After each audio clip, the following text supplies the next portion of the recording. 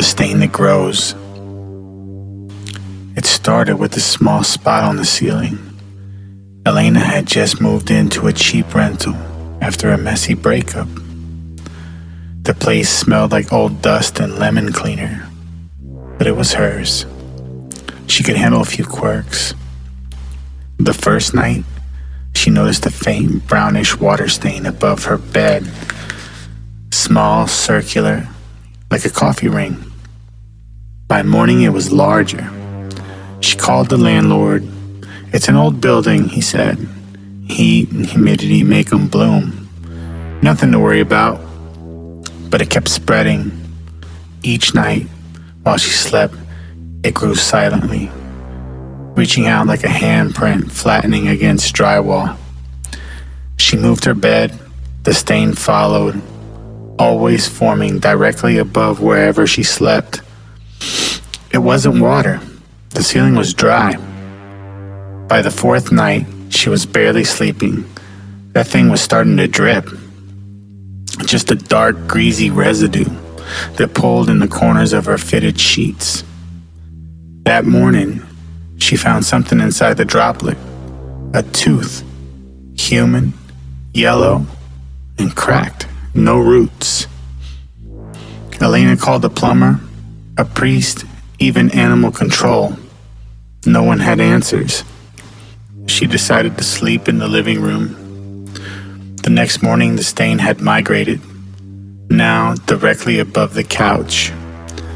She left the apartment and stayed with her sister 2 towns over. That night, she finally slept until about 3:11 a.m. A cold drop landed on her forehead.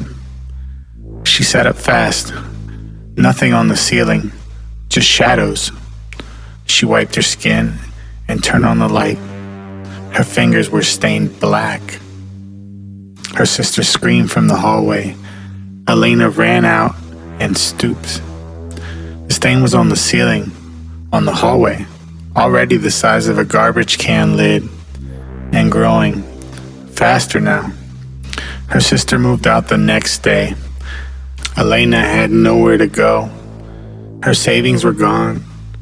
She returned to the apartment, determined to ignore it, whatever it was. She set up a camera, pointed it at the stain, hit record, took a sleeping pill, and slept. The next morning she checked the footage. 2:03 a.m.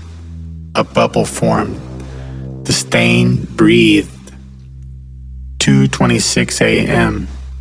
The center of the spot darkened, as if turning into a pupil. 3:17 a.m. A face pressed against the ceiling from the inside, like looking up through the floor made of water. Eyelash, mouth wide, gasping silently.